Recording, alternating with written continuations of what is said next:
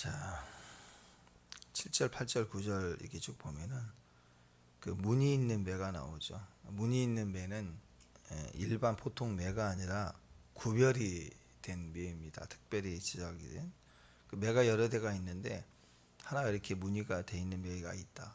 그러면 만들 때부터 또 때릴 때 사용하고자 하는 의도가 분명히 구별되어 있는 매가 되겠죠. 특별히 그 무늬가 있다. 표범을 상징하고 짐승을 상징해서 포악하고 그리고 길들이기 매우 힘든 짐승을 상징합니다. 그래서 그런 매라는 거죠. 짐승 같은 포악한 짐승 같은 이방인들을 사용해서 유다를 때리시겠다. 왜라고요? 깨달으라고.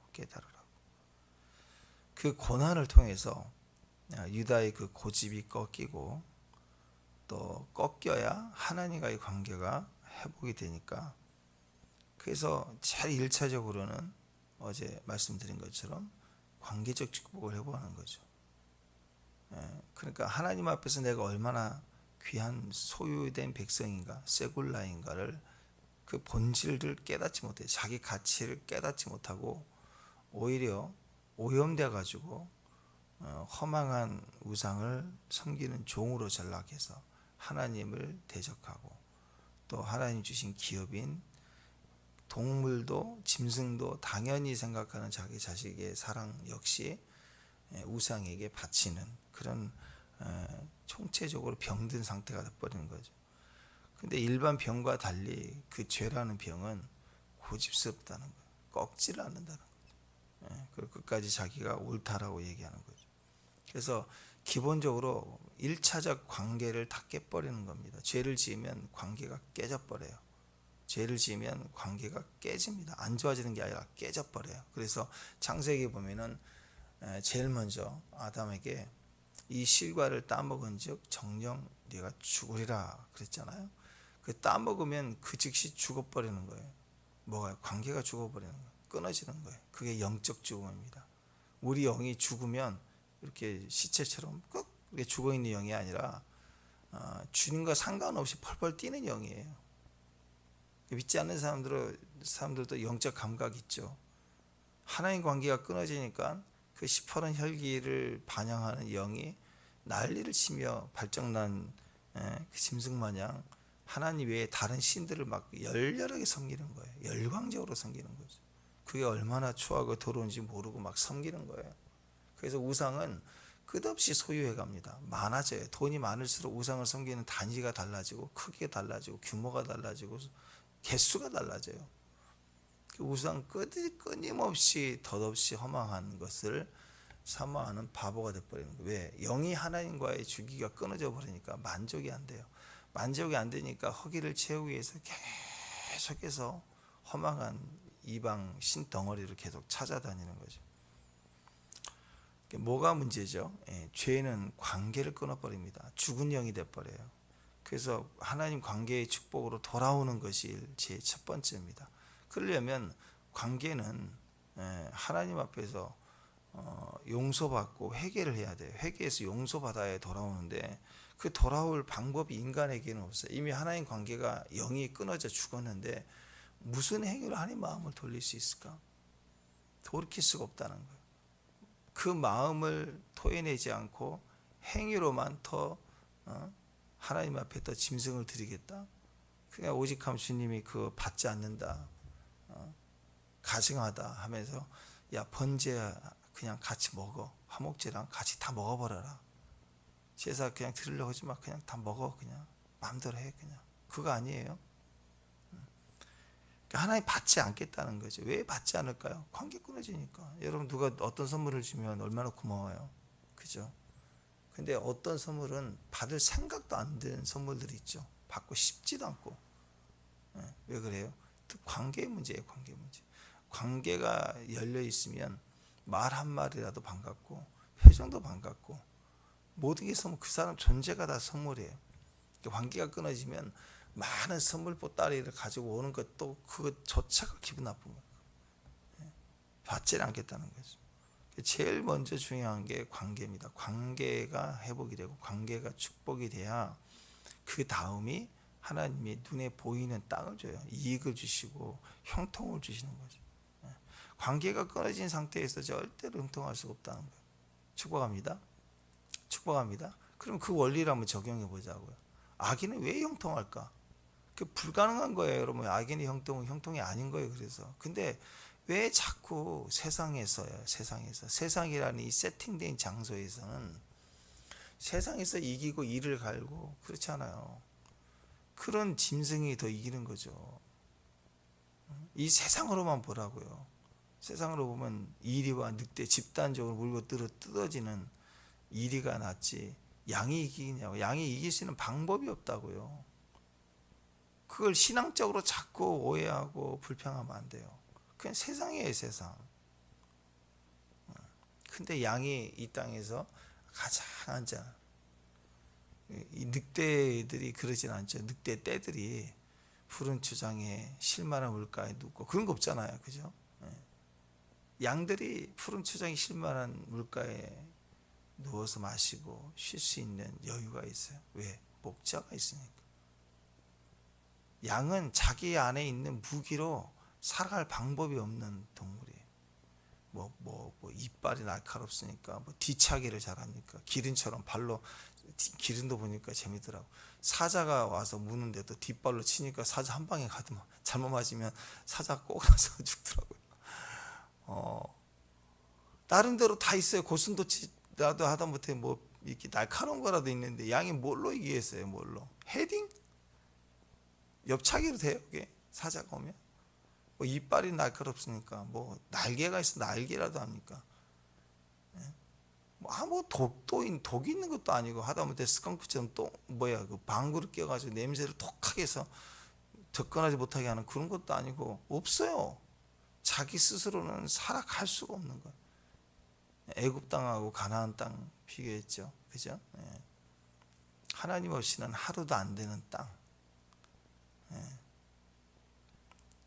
그래서 악인은 우리가 죄를 지으면 관계가 끝나면 형통치 못한다는 것이 기본 베이스이기 때문에 악인을 볼 때 자꾸 악인이 형통을 부러워하고 왜 그럴까? 하나님 의로우신데 자꾸 그렇게 신앙적으로 걸면 안 돼요. 그건 인간의 무지함이고 불신의 마음인 거예요. 분명히 하셔야 돼요. 악인은 형통할 수가 없는 거예요. 악인이 형통이라고 하는 것 자체가 딜레마예요. 그럴 수 없는 거예요.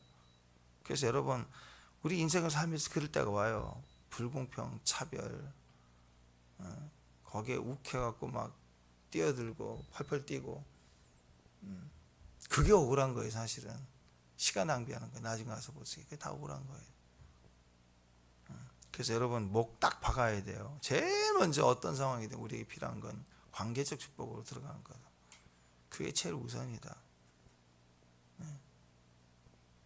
고통스럽고 아픔이지만 어려운 일을 당했을 때 자녀가 죽고 세월호 사건이나 이런 사건들을 통해서 가족이 잃고 얼마나 속상해요.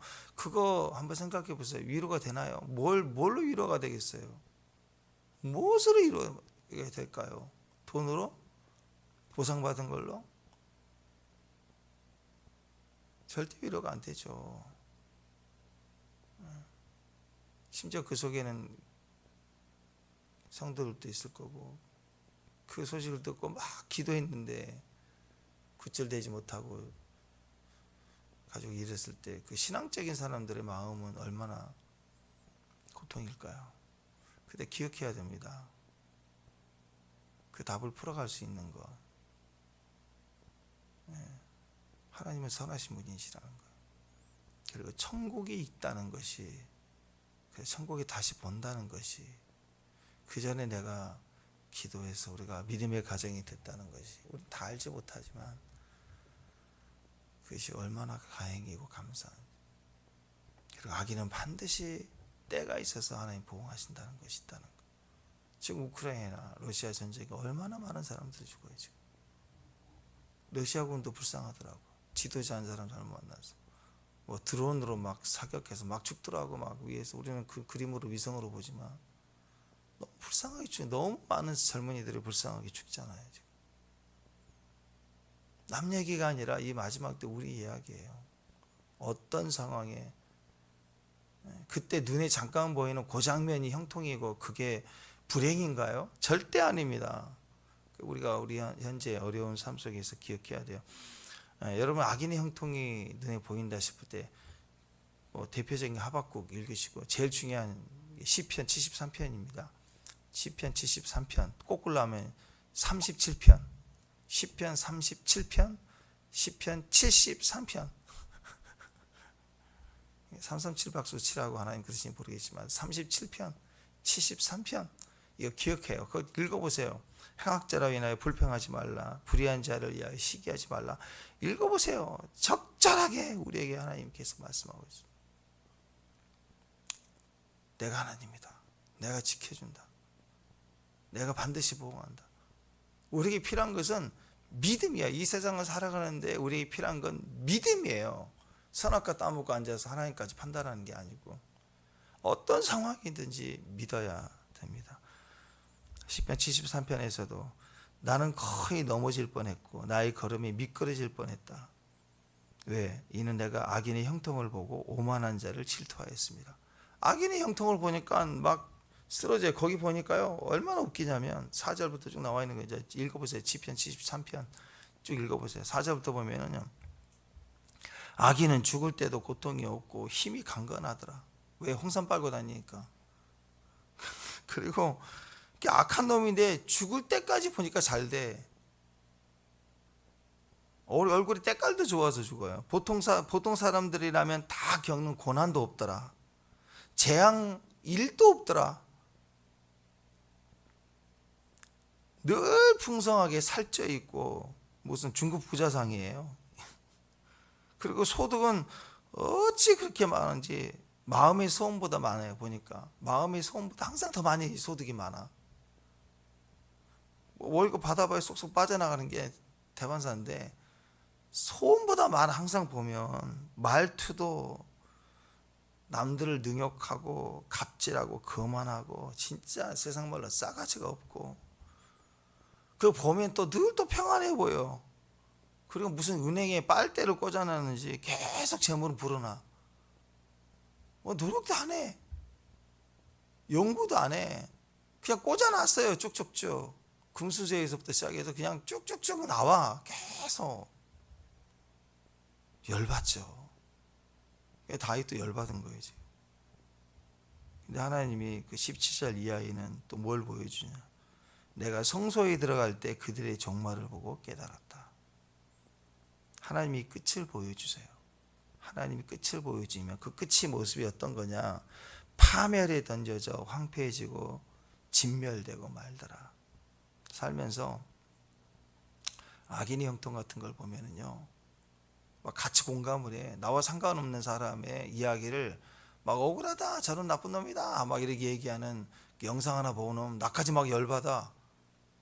그래서 생각나는 게 뭐예요? 이해 납득 공감이 안 돼. 그러니까 거기에 동질성을 갖는다고요. 어떻게 저럴 수 있지? 그때요 시편 73편 읽으세요. 시편 37편 73편 37편 하박국 짧아요. 한 2번 읽어보세요. 겸손해질 거예요. 그리고 중요한 건 악인과 세상은 다 맞기라. 이 나도 공감 지금도 안 되는데 그거 어떻게 막 따진다고 이해가 될까요? 여러분 사람이요 이렇게 들으려는 마음으로 지혜를 얻고자 질문하는 것과 그 뇌가 열려요. 근데 이렇게 결론을 내려놓고 따지듯이 질문하는 것은 뇌가 굳어져서 갇혀서요. 더 여러분 이해가 안 된대요. 자, 뇌 활동이 멈춘대요. 여러분 이제 흥분해 갖고 막 싸울 때 있잖아요. 싸울 때 흥분해서 막 감정이 막 올라올 때 말이 제대로 나오나요?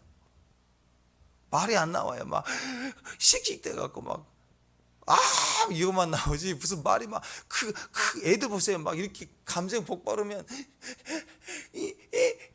아니 말을 해 말을 못해.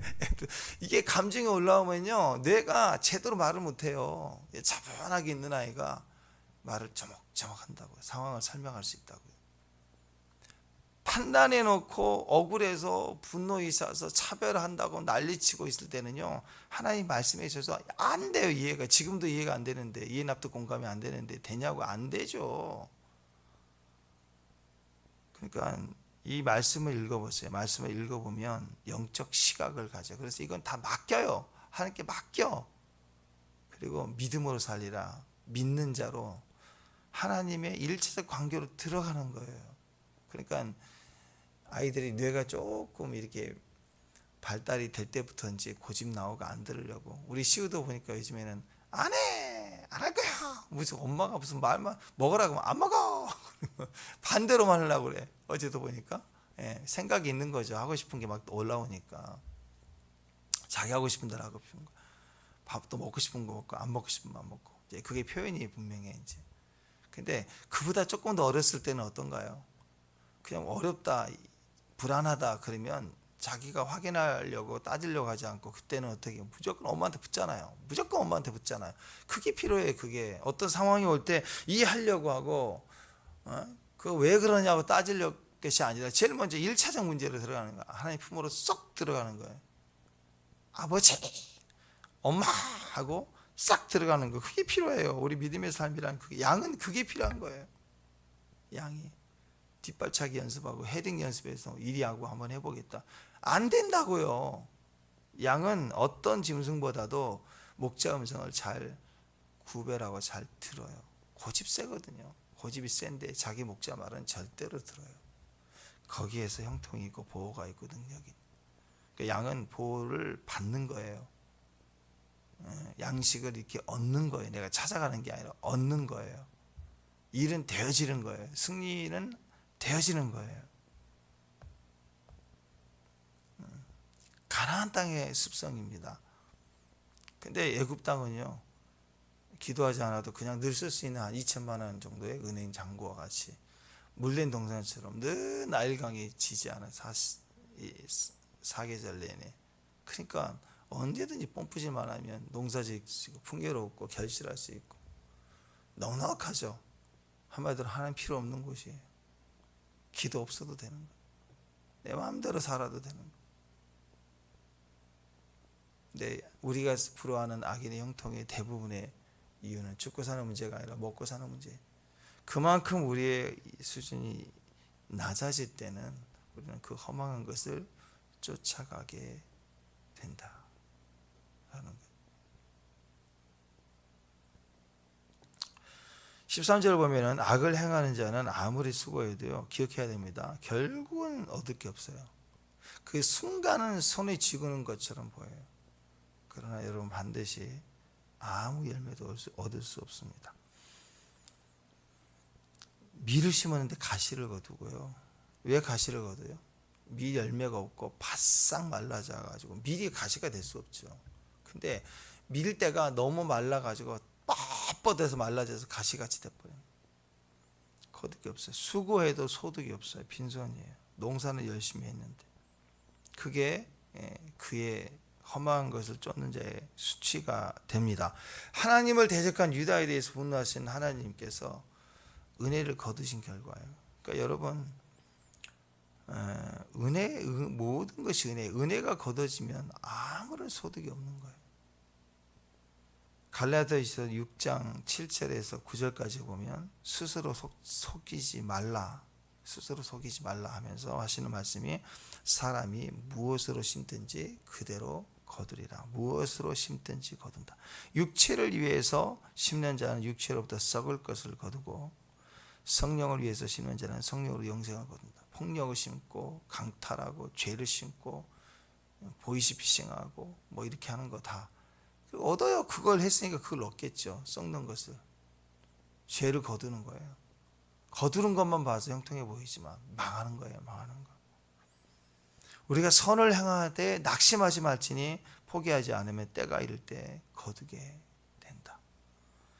사람은 반드시 심은 대로 거두게 되어 있습니다. 이게 하나님 창조의 원리입니다.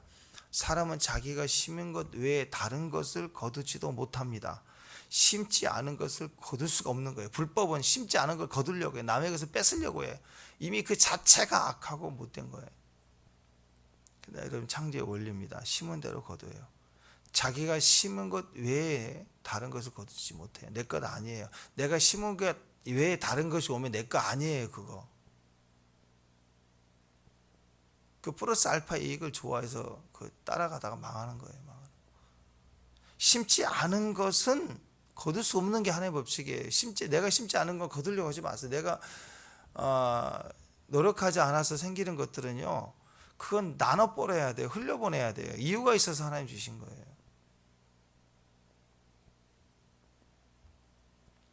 우리가 여기서 착각한 게 하나 있는데요. 사람들은 자기가 심은 것을 당연히 거둘 거라고 생각해요. 그러니까 여러분 잘 생각하셔야 돼요. 내가 심은 것 외에 다른 것은 거두면 안 돼요. 거둘 수가 없고 거둬서도 안 되는 거예요. 아멘? 그렇게 생각하셔야 돼요. 아멘? 지나가다 돈 떨어져서 내 거 아니에요. 그죠? 거두면 안 돼요. 내버려 둬요. 그냥 그거 돌려주겠다고 또 들고 다니지 마시고 내버려. 다른 사람의 사명이에요. 관심도 갖지 마세요. 지갑 떨어졌다. 물건 만지도 말고, 뭐 하얀 가루 있다. 밀가루인가 봐. 그러지 말고, 얼마나 배고플까 찾아줘야지. 그러지 말고, 그 하얀 게 어떤 가루인지 모르니까 내버려 둬. 그냥 좀 불안하다 그럼 신고하고, 손대지 말아요.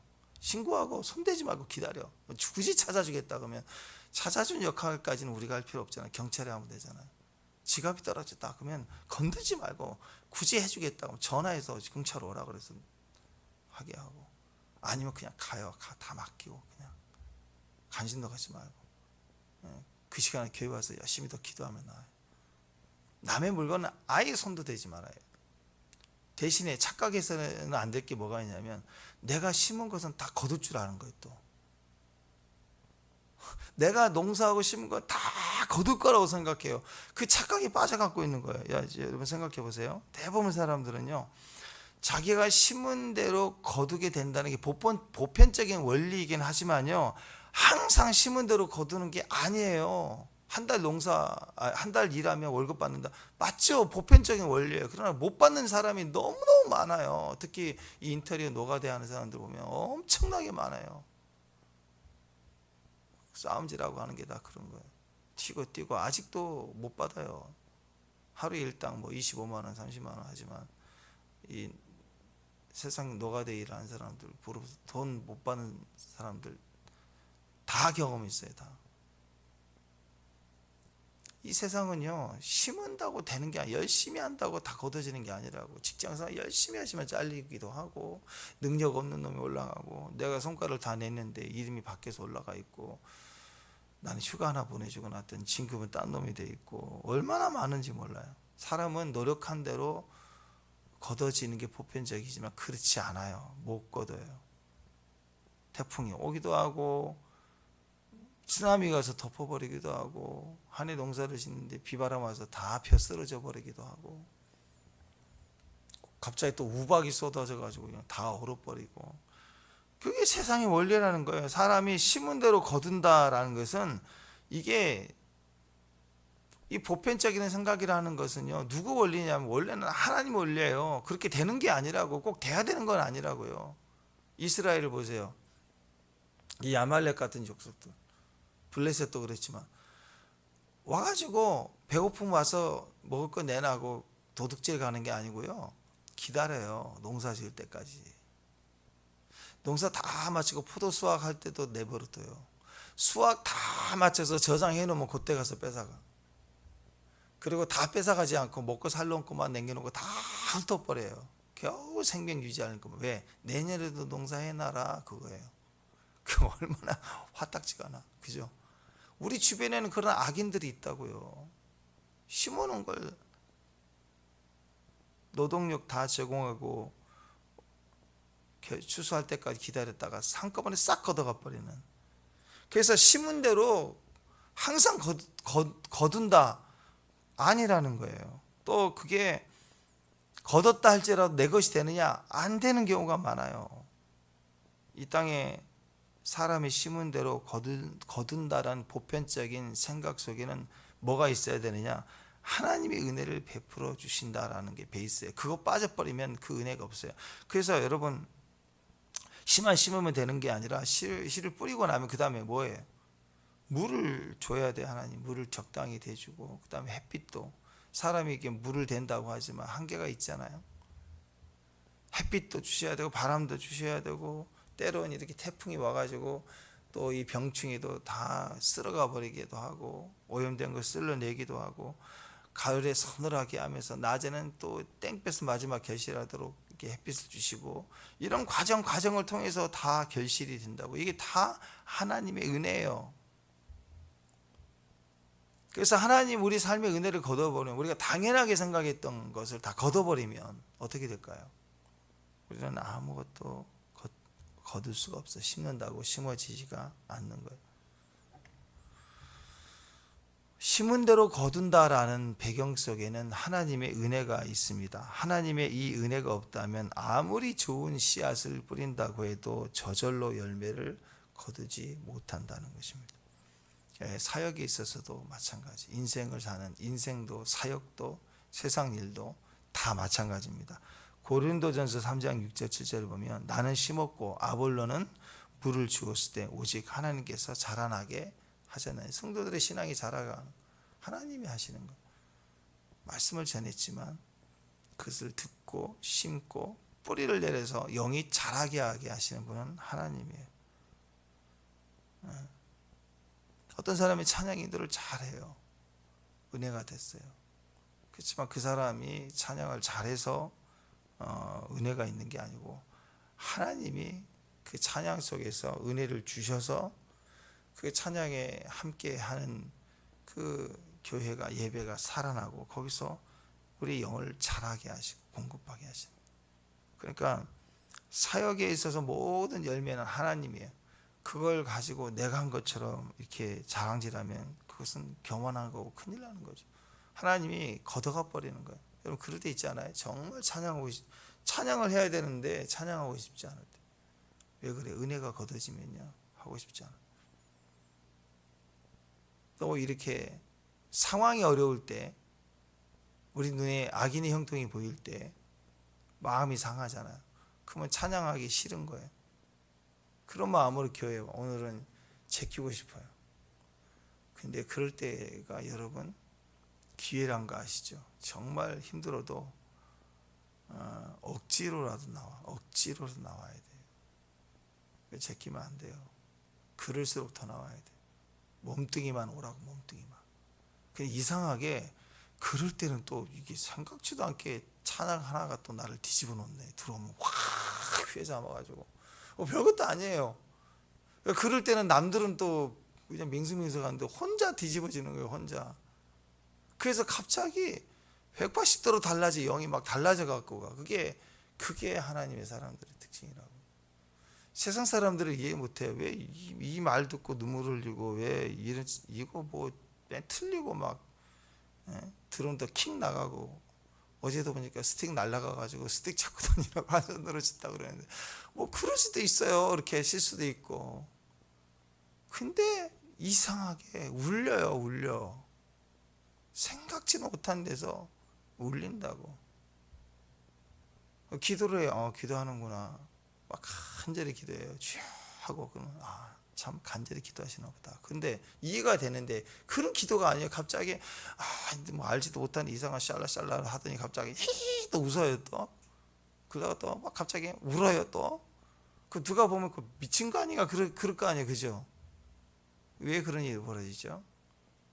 네, 은혜를 주시니까.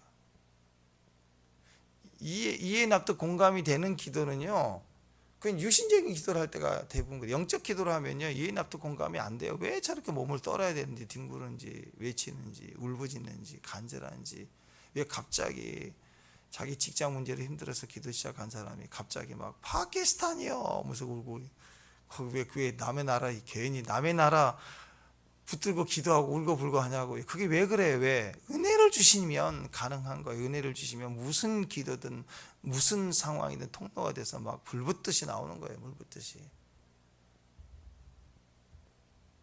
하나님이 공급하시고 채워주시는 일들이 일어나는.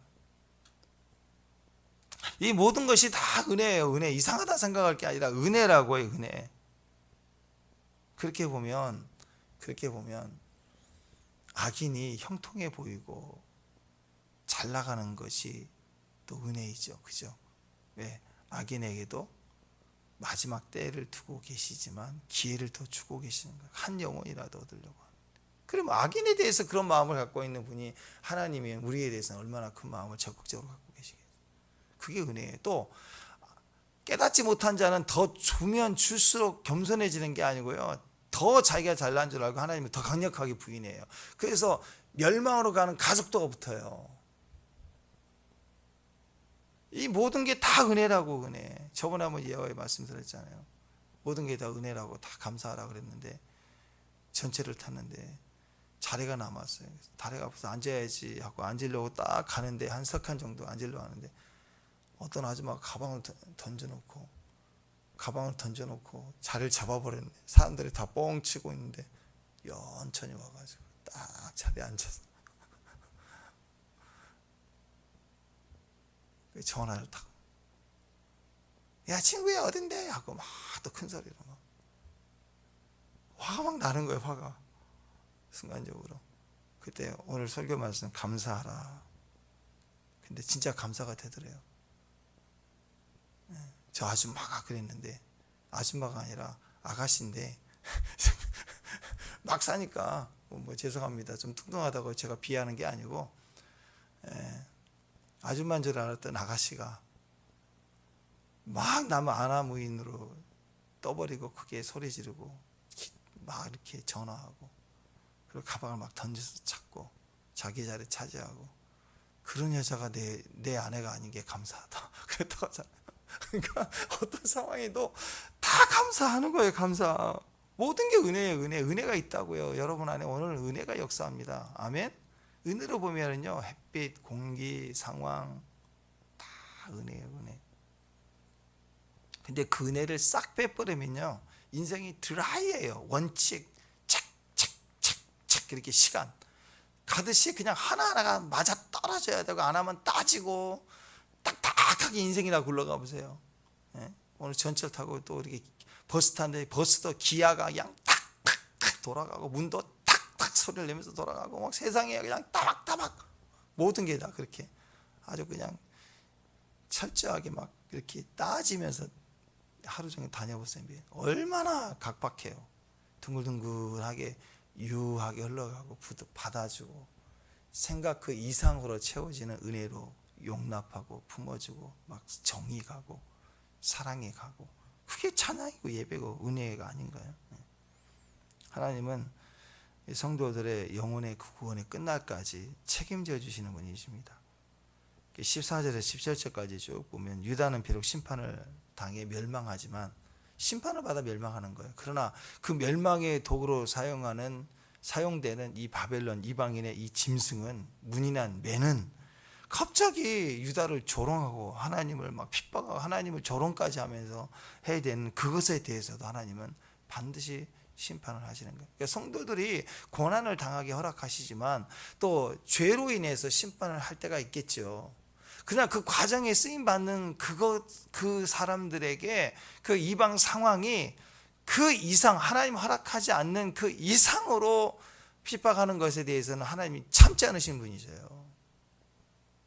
그러니까 여러분, 비록 내가 고난을 당하지만, 연단을 받지만, 그 이상의 듣지 말아야 될 소리를 듣는 것에 대해서는 여러분, 하나님 그냥 두지 않으세요. 그건. 그 시험은 누구의 시험이에요? 하나님이 다루시는 시험인데 옆에서 깐죽거리고 조롱하는 걸 하나님 그냥 두지 않으세요. 네가 뭔데? 하고 하나님이 그 구원의 그 과정 속에, 연단과 시험의 과정 속에 세상으로 조롱받지 않도록 하나님이 철저하게 응징하시고 보호하신다. 그래서 아수르도 쓰셨지만 까부니까 아수르도 쳐버리고, 바벨론도 쓰셨지만 바벨론 까부니까 그 대제국 바벨론이 그냥 메세바다 쑥 일어나더니 한 방에 훅 타. 고레스가 와서 뒤집어 버리니까 한 방에 싹 바벨론이 없어져 버려서 그 엄청난 제국이 없어져 버린 거예요. 하나님이 다루세요. 그래서 여러분 좀 당당한 자신감 가져야 돼요. 비록 연단 중이십니까? 혹시 내가 실수하고 잘못된 죄로 인한 죄값을 받는 거라 느껴지는 연단 중일지라도 당당하세요. 우리는 시험을 받아도 하나님께 받는 거예요. 아멘. 마귀의 시험이라고요? 아이고, 지가 뭘 우리를 시험해, 마귀가. 우리는 속지만 않으면 마귀 시험을 받을 수가 없어요. 마귀 시험을 왜 받아요? 우리 연단을 받아도 하나님께 받는 사람, 훈련을 받아도 하나님의 말씀을 가지고 움직이는 사람들.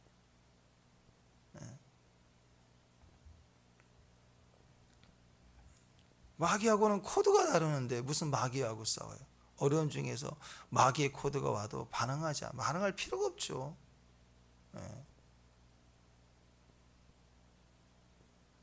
세계적인 바이올리니즘, 또 플룻, 피아노 이런 합주들이 세계적인 악기를 갖다 놓는다고 사람들 아무나 와서 쿵쾅쿵쾅하고 불어댄다고 그게 합주가 되는 게 아니죠.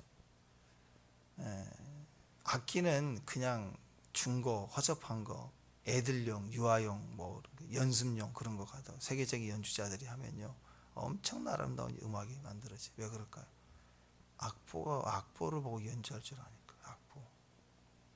근데 스판테니어스라고 여러분 악기 연주자들이 연주를 하다 갑자기 막 피를 받으면 막 즉흥적으로 치는 거 있잖아요. 얼마나 멋있어요, 그죠? 근데 그것은 그 악기를 수도 없이 다루면서 그 감정 위에 흐름을 타기 시작한, 기본 보이지 않지만 악보의 코드 진행이 있는 거예요. 그 위에서 춤추는 거라고요. 근데 막 치는 게 아니라고요. 근데 악보를 떠나버리면 큰일 나는 거예요. 그래서 악기가 달라요. 기타하고 피아노하고 이렇게 같이 연주를 하다가 다 같이 스판테니어스를 가는데 음악이 아름다워요. 왜? 보이지 않지만 코드와 진행이 같기 때문에 그래요. 같기 때문에. 근데 같이 그 같은 곡을 쭉 하다가 스판테니어스 같이 치는데 피아노는 지 마음대로 쳐버리고 코드 잊어버리고 막 땅땅땅 치고 버리고 기타는 기타대로 막 아무 코드나 치고 그러면 이게 막 소음이 돼버리는 거죠. 우리는 하나님의 코드를 가졌어요. 하나님의 음성을 듣고 그리고 하나님과 함께하는, 비록 연단을 받아도 하나님께 받는 거예요. 그때 마귀가 이런 생각 저런 생각 쓸 때 우리는 우리 코드가 아니에요. 그걸 따라가면 안 돼요. 따라치면 안 돼요. 때로는 악보 잊어버리고 내 마음대로 치면 안 돼요. 지금까지 달려왔던 그 코드 진행을 따라가야 돼요. 코드 바꾸면 안 돼요. 그때 하나님께서 그 과정에 나의 훈련 과정 중에 하나님 다루시고 아름답게 하시고, 그리고 그 아닌 세상에 대해서는 하나님이 그를 다루신. 그러니까 그 포악하고 아나무인하고 조롱하는 그들에 대해서 하나님이 어떻게 하시나? 뽑아버린대요. 야, 내가 니들 뽑아버린다. 바벨론이 그냥 뽑혀버렸어요. 그냥 한 방에. 근데 그들에 대해서도 하나님 어떤 분이세요? 그 악한 자들일지라도 뽑았지만 그들 중에 어떤 자들은 그냥 본토로 다시 돌려보는데, 페르시아에 망했지만 이 바벨론 사람들이 다 죽느냐? 아니에요. 그 안에서 다시 고향으로 돌아가서 제국은 없어졌지만 흩어져서 돌아가게 하시고, 그들 중에 자기들이 포로로 잡아왔던 유대인들, 종으로 부르던 유대인들을 보고 그 유대인의 하나님을 간접적으로 보고 자기 하나님으로 경외하게 그 하나님을 섬기면 뒤집어진 거예요. 유대인이 바알을 섬기듯이, 유대인이 바알을 섬겼듯이 똑같이 바벨론 사람인데 주인이었던 자들이 유대인의 하나님을 경외하면 그들도 내 백성으로 삼아 구원하리라. 하나님 악인에게 요 마지막 대심판 직전까지 악인에게 요 기회를 한 번 더 주는 거예요. 그러면 이방인 악한 자들도 이 정도면 하나님 친 백성, 자기 백성을 향한 하나님의 사랑이 얼마나 무한하고 얼마나 기대하시고 얼마나 많은 기회를 주고 계시는지. 이방인에 대해서 뽑아버린다, 추방하겠다는 거예요. 니들도 내 백성도 이스라엘도 추방이 있는데 너희들 까부면 너희들도 추방해. 그러나 하나님의 백성들에 대해서는 뽑아낸다 그랬어요. 14절에 보면 뽑아버리겠다, 뽑아낸다 그랬는데, 뽑아낸다는 말은요 구별해, 너희를 구별할 것이다 라는 뜻이에요. 세상에 대해서는 뽑아낸다, 추방해, 추방. 어느 날 나를 힘들게 하고 그 이상으로 핍박할 때 견디고 감사하고 축복하십시오. 그러면 어느 순간요, 갑자기 하나님이 이빨 뽑듯이 그 윗선에 나를 괴롭혔던 권위가 어느 날 없어져 버려요. 쑥 뽑아버린다고요. 하나 뽑아버려요. 추방이에요, 추방. 어느 날 한 방에 추방해 버려요. 또 때로는 너무 힘들게 할 때 어느 순간요, 견디고 이제 도저히 힘들다 싶을 때 이상하게요, 인사발령 나와가지고 나를 빼버리네. 생각지도 못한 일이 있어. 나를 빼버려요. 왜? 나를 구별하신 거예요. 그게 끝났다는 거죠. 그게 끝났다는 거죠. 요셉이 그랬죠. 빼버렸죠. 하나님이 총리로 싹 빼버렸어요. 감옥에서 쏙 빼버렸어요. 보디발 가정에서 그 보디발 아내가 한 번 유혹했냐고 그런 눈빛, 그런 행동, 그런 모습이 한 번이었겠냐고. 이 여자가 그 압박의 한계가 왔고 그런 상황에서 피했지만 결정타가 벌어진 거 아니에요. 그랬을 때 옷가지를 남기고 도망갈 만큼 위기가 온 거예요. 대위기. 그러면 그 남편 보디발은 아무리 다른 거 다 참아도 자기 아내를 겁탈했다 이 얘기를 들으면 화가 날 정도가 아니죠. 종인데 당연히 죽이죠. 근데 안 죽이잖아요. 왜 그래? 요셉을 아니까. 또 자기 아내를 아니까. 어떤 여자인지를 아니까. 그래서 요셉은 어떻게 해요? 자기 집에 두면 안 되니까 뽑아서 감옥에 넣는 거예요. 또 감옥에서 뽑아서 총리에다 두죠. 출애굽 사건은 하나님이 그 백성을 이제 핍박이 거세서 힘들고 고통스러우니까 그 백성을 뽑아내는 거예요. 뽑아내는. 근데 그 백성이 하나님을 버리니까 그 차지하게 된 예루살렘에서도 빼버리는 거예요. 추방시켜버리는 거예요. 바벨론 빼버리는 거예요. 아수르 빼버려요. 우리 위에 악한 자들 어느 순간 확 빼버린다고요. 이빨 빠진 호랑이처럼 쏙 빼버린다고. 모든 것이 주권이 하나님께 있습니다. 그러니까 지금 있는 자리는 은혜로운 축복의 자리입니다. 구원을 믿고 악의 형통을 부러워하지 말고 시편 37편 또 73편 하박국 한번 더 읽으시면서 오늘 하나님 메시지 너는 나를 거룩한 자, 하나님의 거룩한 자. 성소는 카도심 거룩함, 지극히 거룩한 그 거룩한 존재로 우리가 날마다 더 서가야 합니다. 너는 나를 거룩하게 하라. 그게 우리의 메시지. 어떤 상황에서도 너는 나를 거룩하게 하라. 악인이 드세는 늑대 이리와 같은 상황 속에서도 생각해야 됩니다. 왜 저들은 저럴까? 왜 하나님은 의로우신데? 이런 말 하지 말고 너는 나를 거룩하게 하라. 이 상황에서 내가 먹히더라도 하나님을 거룩하게 하고 영화롭게 하는 게 무엇일까를 생각하십시오. 그 하루하루의 선택이 성도들의 형통과 보호와 능력이 될 줄로 믿습니다. 다니엘과 다니엘의 세 친구들도 그랬잖아요. 그죠? 항상 하나님을 거룩하게 하리라. 그러면 하나님도 내가 너를 거룩하게 하리라. 내가 너를 뽑아올 것이다. 뽑아내신다고. 꼭 기억하십시오. 하나님의 메시지입니다. 내가 너를 거룩하게 하리라. 기도하겠습니다. 하나님 감사합니다. 세상 속에 우리를 구별하신 하나님, 우리 어떤 상황일지라도 하나님을 구별된 존재로 하나님을 영화롭게 하고 하나님을 향한 거룩을 선택하기로 결정합니다. 믿습니다. 내가 너를 거룩하게 하리라. 하나님 말씀을 믿고 우리 상황마다 주님을 선택해 갈 수 있는 믿음의 정도